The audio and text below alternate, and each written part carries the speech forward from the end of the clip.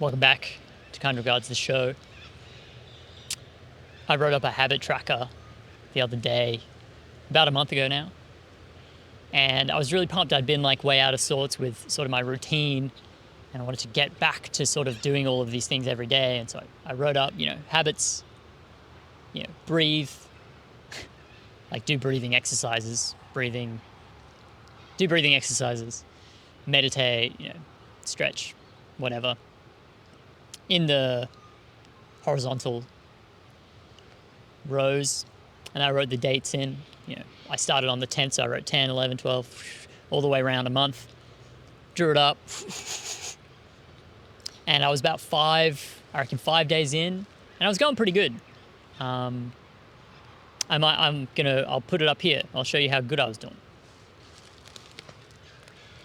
And then the next time I looked at it, after I wrote in that line of crosses that you just saw, the next time I looked at it, it had been a whole 25 days since. And I went, oh, geez. Like, blink and you'll miss it. It just flew by. My not doing these habits flew by so easily, so like calmly and quietly, that I had no time to sort of go like, oh, like there's no like screeching on the chalkboard. There was no alarm bells, no warning light, nothing. I forgot about this habit tracker, and then 25 days goes past before I think about it again. And I think this is a significant point. Time marches on.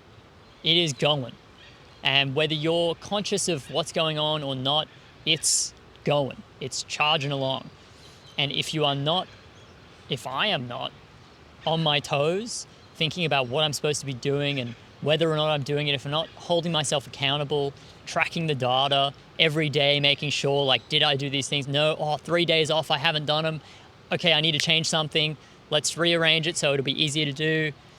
Whatever. If I'm not diagnosing and addressing the problems of my life will just get away from me.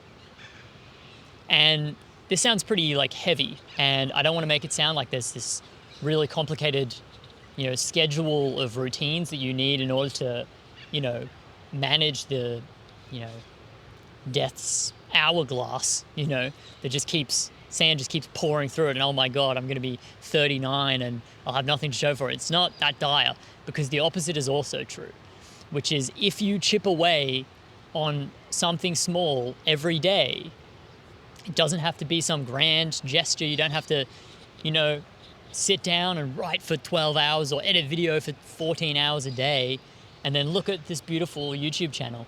If you just do something for a bite-sized portion every day, you stack up the hours. As long as you keep consistent, time will just keep going.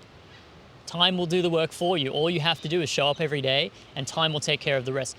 How many minutes a day of something would you have to do to be a beast at it in 5 years' time? Because 5 years is coming anyway. You don't have to worry about the 5 years. That'll happen on its own. But what, like half an hour of yoga a day and you'd be a beast at yoga? I do a couple hours of sort of writing and video stuff each day. And when I was doing writing specifically, it's pretty different than this. The progress happened unbelievably fast. You just get into this flow of like, I don't know, every 2 weeks I'd look back on my 2-week-old article and be like, oh, I'm so much better now. That's terrible. I hate that. I'd rewrite all this. What is that sentence? Totally redundant. Get rid of that. I was just, you fly ahead.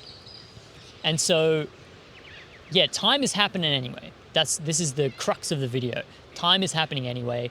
5 years is going to pass whether you know it or not, whether you're conscious or not. My habit tracker is just going to keep ticking over. And so what are the things that you want to be good at?